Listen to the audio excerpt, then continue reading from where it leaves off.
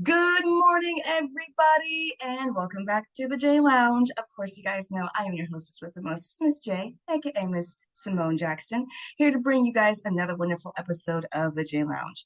Of course, you guys know out there the J Lounge is a celebrity-based podcast show where we talk with actors, directors, entertainers, you name it. As per normal, I am very excited to be introducing my next guest. He is an actor. He has over 7 years of experience, known for roles in Earthquake, Underground, Renegade, the series, and Paralyzing Redemption. He's also a producer and writer. Everyone, please give a super warm welcome to Deaton Gabbard. Hi, Deaton. Hey Simone, thanks so much for having me. Yes, thank you so much for being here. I appreciate you for giving me your time.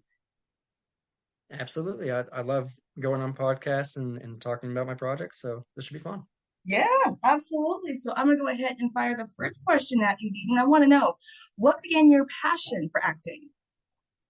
So I've always wanted to be an actor. I remember when I was like 5 years old and found out that people were playing pretend on TV. That's when I really decided that I wanted to be an actor. I didn't start pursuing it seriously until I got out of high school. Mhm. Just a little bit of background on me. I'm from a very small town called Jackson, Kentucky, over in eastern Kentucky. And it Ah, was just it's one of those towns that has no opportunities. It's one of those towns that, a lot of my good friends and, classmates are just still there in that town. Like if you don't leave the town, you get sucked in, you're stuck there. So mm-hmm. one of the first opportunities that I had was a film called Above Suspicion, and it was a Philip Noyce film. It was shot in Lexington, Kentucky, and I was cast way too young as a background extra as an FBI agent. Um, that was my very first set experience, and I loved every single minute of it. I was there for 14 hours, which most set Ooh. days are typically 12 hours or more, so that's the norm.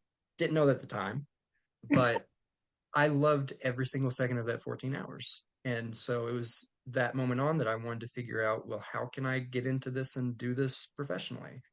And I messed around for a bit, did some student films, did a couple paid projects, and then really started to take it seriously once I turned 21. And especially during COVID, when COVID happened and shut down the industry, Mhm. that's when I really started to train. And I'm quoted now as saying that if I had trained, 3 years prior, I probably would be way ahead of where I am now. And I'm very thankful for my journey, but Of I course. encourage people to start with training. Like I have private clients now. I actually do acting coaching now, and some of the clients I have are brand new to acting. And the great thing about them that I'm realizing is they don't have the same like bad habits that we pick up when Right. we've done it for a couple of years without any training. So they're a fresh slate. So that's one of the reasons why I really encourage, training from as soon as you can. Yeah, absolutely. Absolutely. And I can completely relate to you coming from a small town with zero opportunities. I'm from Port Orchard, Washington here. So I get it. Like if you don't, you know, get out, you'll get sucked in. You'll still be here way after high school or way after college. So yeah, I completely understand that. So I'm glad you're able to find your passion and just go with it. And 14 hours. I heard that's the regular time set, but my God, that's a long day. That is a long It day. is, but not when you love what you're doing. And that's what I love about like acting and film is like if you love what you're doing, it's never a job. And so like I'll have those long days where it's 14, 16-hour days, but I enjoy every second of it truly because it's God. something that I'm very passionate about. And that's from the crew side, that's from the acting side, that's from anything.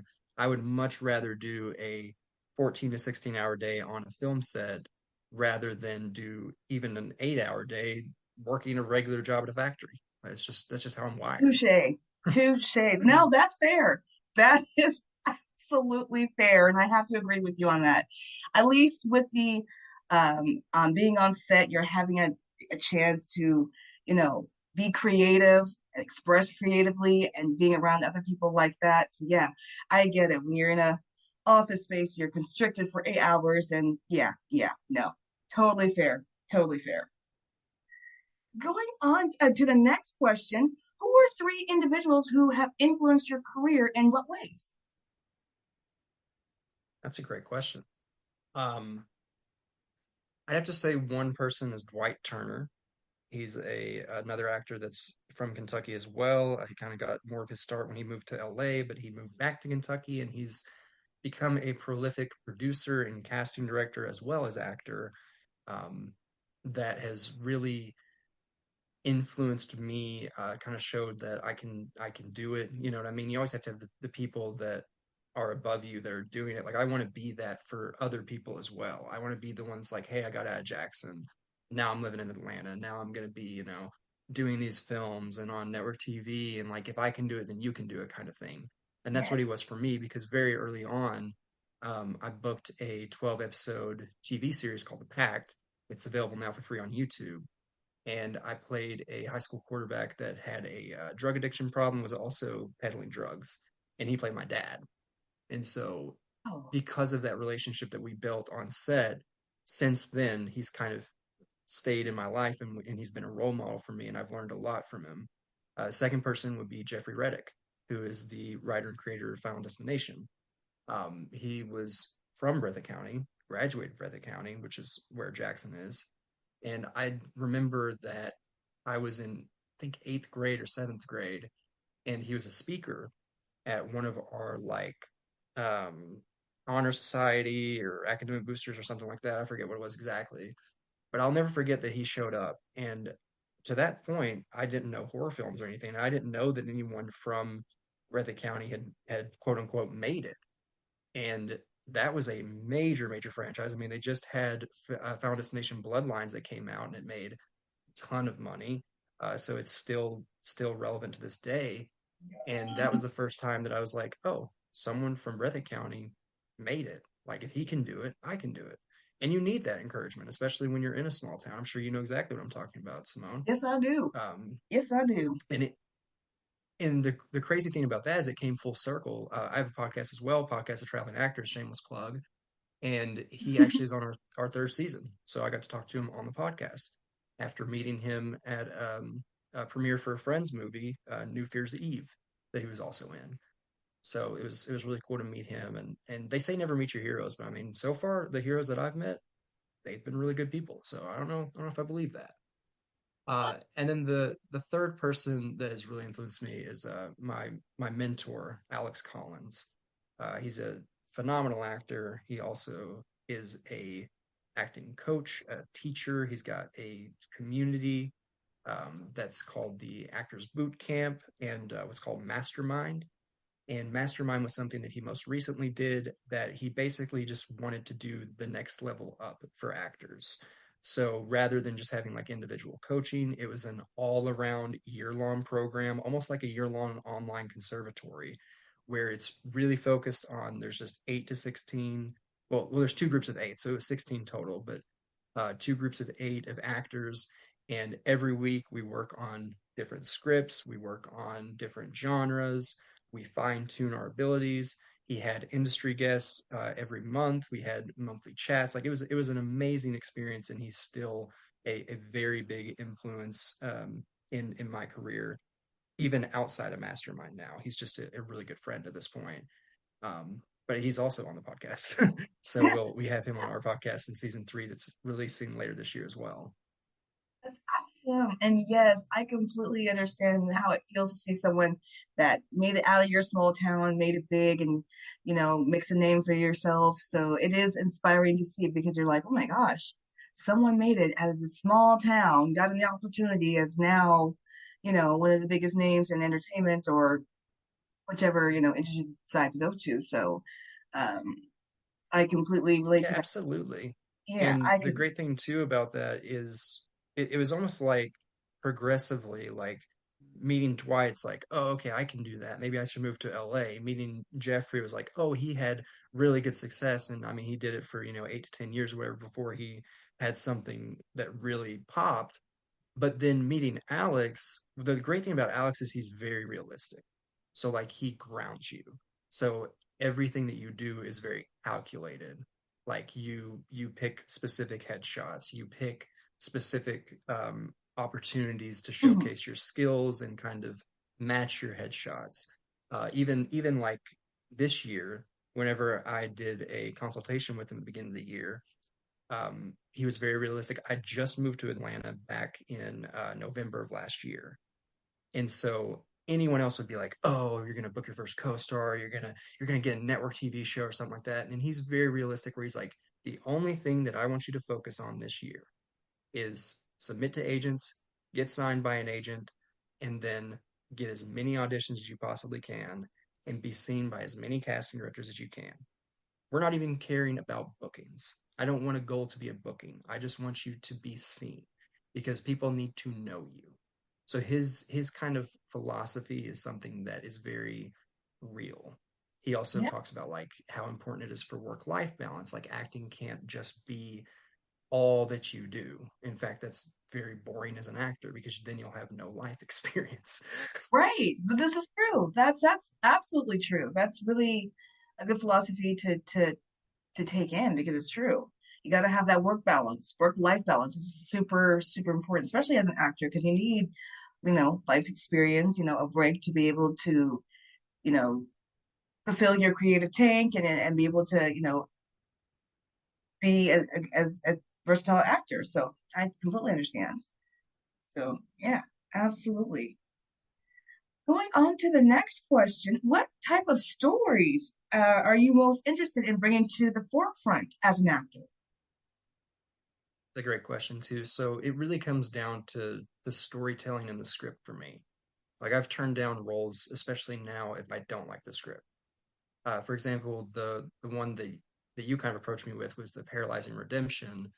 That one was always the story that drew me to it. It's a true story about a Division I basketball player who was in a drunk driving accident where he wasn't even the driver, he was a passenger. He was flown out of the car and he was paralyzed from the neck down. And so the entire movie is seeing that happen and then also seeing how he dealt with it, how he is able to overcome it through his faith in God and his determination. And I've always loved those kind of inspiring stories, like especially as a kid. I love those kind of stories. Now on the flip side, you mentioned Renegade at the beginning of the podcast. My entire dream was to be in a superhero show or like a superhero movie. And so when Renegade came around, I jumped at the opportunity because here is my Nightwing, essentially. I mean, it's a very Nightwing-esque character who is this detective who is part of a corrupt city and he has to clean up the town, that kind of thing. There's more to it. There's more world building, especially as we continue with the episodes. But that's what really drew me to that. Like I get the chance to be in this costume, be this hero, maybe even inspire, other kids and other people to do their own projects like that. And so it very much is the script that determines if I want to do the project or not. Right now, we're actually working on this. This happened this weekend, literally. We're working on a film competition where I wrote the script, and I'm also going to be directing it. I'm not going to be acting in this one. I'm going to just focus on producing, writing, and directing it. But we're doing a single take where it is this story of these two diverse artists who essentially are part of this competition, like, American Idol, The Voice, called Dream Search. And they are in competition. They're the last six in the competition, but these two have to be brought together in order to create a song, even though they're completely different backgrounds, completely different genres. And they have to create a song in order to move on in the competition. And so those kind of stories are really what I like. I Mhm. like to write what I want to see, you know. Yeah. Yeah, see, I like that.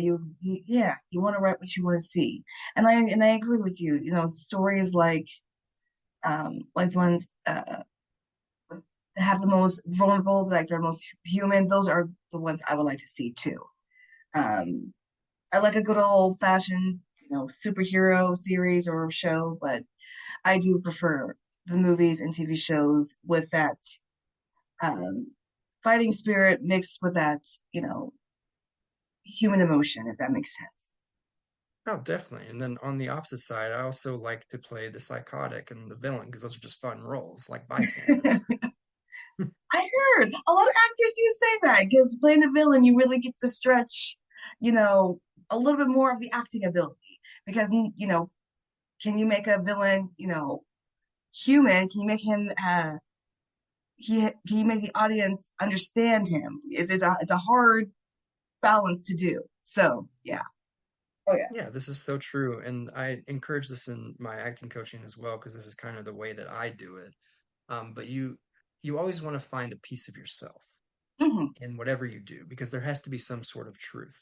If we go by Meisner's definition for acting, it is living truthfully in imaginary circumstances. And that gets kind of complicated when you play this horrible, horrible role that has no redeeming qualities. However, if you really think about it, we all kind of have that in us. I Hmm. just kind of find the part that society has taken away, that politeness has taken away, and then just dial that up to 15 or 20. How would I behave in this situation if I were this person? Yeah. Yeah. I agree. I agree. Oh, we are kind of kindred spirits there.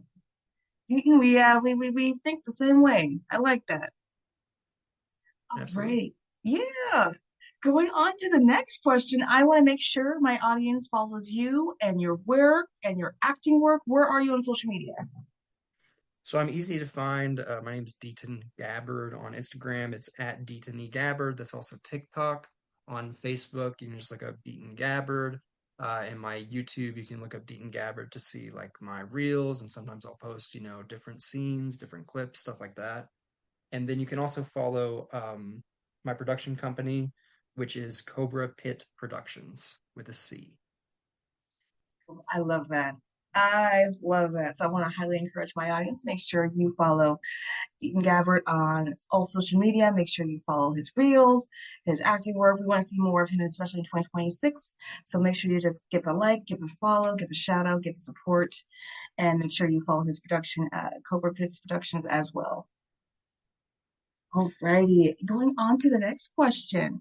What future projects are you currently working on that you can give just a tiny little dish about to the J Lounge audience?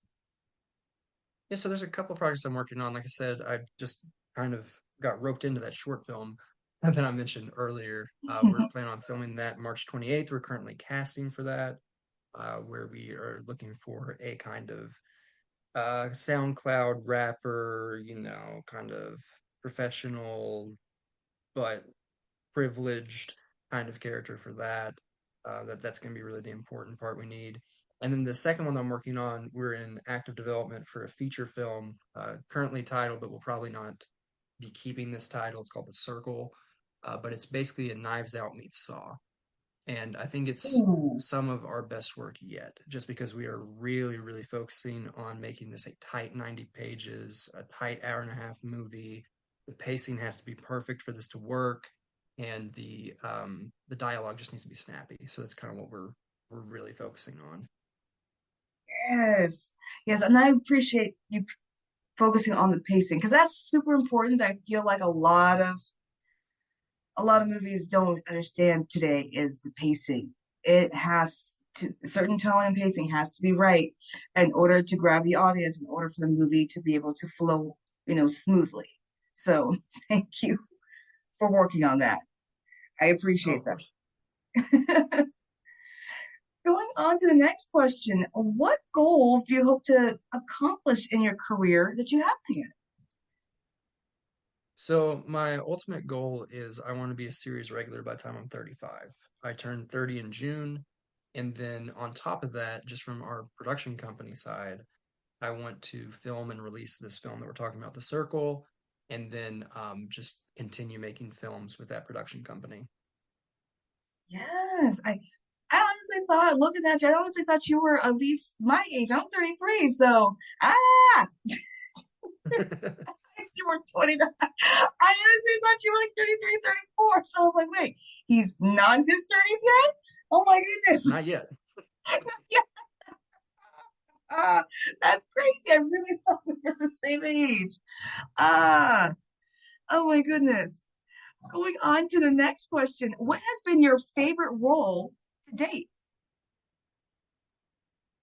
That's tough. I'd say just because it's so on my mind, obviously I'm doing promotion for it and stuff, is probably so far be Brian Ziegler for Paralyzing Redemption. Just because I know that that one has been the most challenging role, not just because it was highly emotional, but it was. I had so many emotional scenes you'll see when the movie comes out, but also because of the physicality of it. Mm, Because I had to really figure out the different stages of the paralyzing factors, and that was just a difficult experience. I mean, I had to really work from the outside in compared to other roles. oh my goodness. Wow. But I'm glad that you were able to figure it out and make that one of your best roles. I cannot wait getting to see what else you're able to do. Like I said, that's just your best role to date, but you still got a whole other roles to be able to top that one. So I'm very excited to see what you do, especially here in 2026. Oh yeah, definitely. We're just getting started. Oh, I know. I can tell. Trust me. From the, from your list of upcoming projects, I can tell. You're going to be too busy to even blink. So get ready for it. Oh, going on to the next question. What other passions do you have outside of acting and filmmaking? That's probably my flaw. I don't really have any other passions. Like I'm just I so love how you obsessed. I'm serious. I'm just so obsessed with it. Like acting is truly just my passion. I love everything about it. I mean, my other passion would be watching movies and watching TV, but I mean that's still part of the industry and still part of Mhm. everything.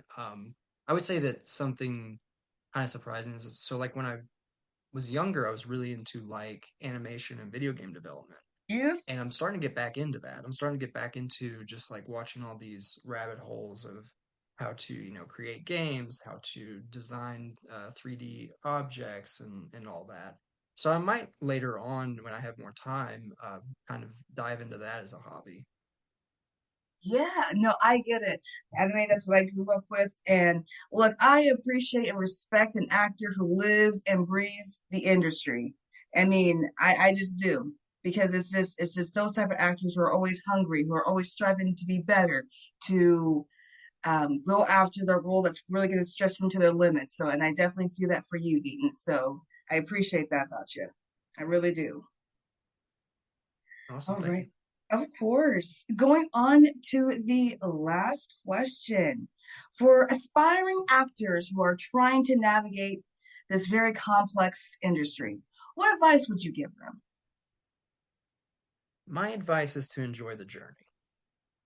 It is, if you want to do it seriously, if you're not doing it as a hobby, it is going to be a long journey and it is a career. It's not going to be happening in a year or two.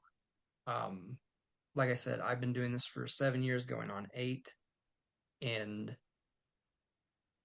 my biggest advice is just to enjoy everything that comes your way. I mean, some of the projects that I've done, I never thought that was going to be part of. Earthquake Underground was out of nowhere. I submitted an audition for, I think, 3 roles in that one and finally booked Grant. For A Paralyzing Redemption, I never thought I was going to do a basketball movie or something of a real person, but I mean the opportunity came my way. I loved it. I immediately read his book and took what I knew from the book and performed that in the most authentic way I could, and the stars aligned and I booked it. So the biggest thing is just to try not to get stuck on the future but just really focus on the present, because it takes 10 years to become an overnight success. I truly believe that. And if that's true, then I'm in my 8th year, so we're getting close. Although there has been a strike and there's been a pandemic, and so maybe we need to take a couple of years off. But Right. yeah, It's true though. This is true. I really appreciate the fact that you said that because yes, overnight success. I wish they would like have a different name for it because it's never overnight. It's usually 10, 20, 30 years in the business before a big break comes in and they're finally recognized for their work, for their talent. So it's yeah. Yeah, I agree with that wholeheartedly. It's never overnight. It takes years. It takes years. There's actors who've been in the business for years before their big break came. So it's definitely true for Yeah, and sure. that's the norm, and it makes sense too because I mean, unless you're just really lucky and you have really good instincts, I mean, it takes some time to develop the skills you need as an actor. So the first thing I would recommend is get into training. Don't try to focus on the wrong things. So many people will message me and be like, "How do I get an agent? Like, how do I get on set? How do I book this? How do I blah blah blah?" And they're not ready to audition. I mean, even if you get the audition, I can tell you that you're going to bomb it because you don't know how to act. So the first thing I would recommend is learn how to act and then get on set, be a background, be a PA, do something where you don't have to worry about anything, but you are able to just observe and Yeah. do as much as you can. I was on like I think 13 or 14 sets as background before I even booked a speaking role. Oh, yeah. That's true though. That is true. So, and I'm glad, like I said, I highly encourage my audience to take that advice in, especially those who are listening in, who are trying to break into the entertainment industry. This is really good sound advice, so I definitely hope everyone's taking that in.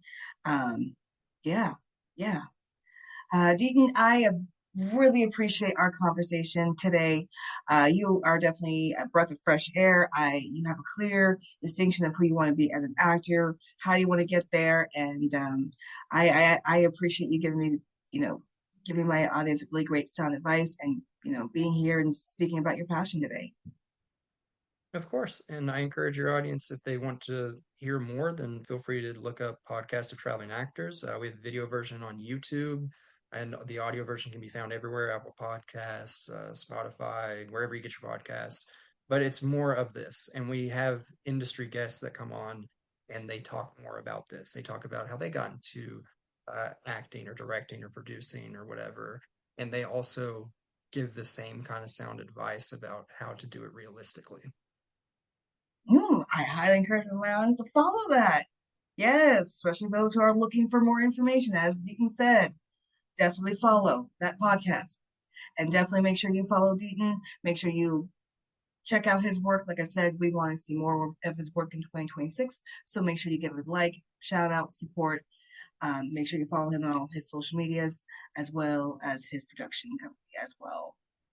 Alrighty, you guys. I have been your hostess with the mostest, Miss J. I will be back with another great episode of the J Lounge. I want to thank my amazing guest, Deaton Gabbard, one more time. I want to thank everyone for listening in, and I'll be back. Bye.